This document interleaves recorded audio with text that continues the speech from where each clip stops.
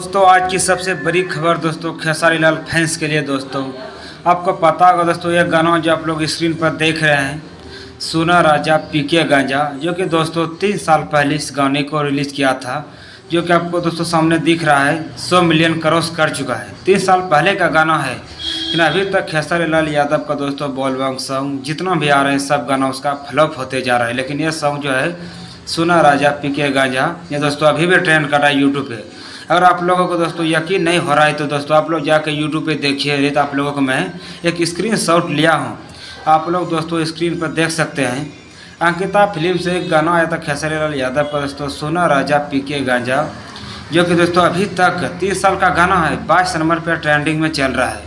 ये खुशी की बात है दोस्तों खेसारी लाल फैंस के लिए जो कि 8,700,000 लाइक कुछ मिल चुके हैं।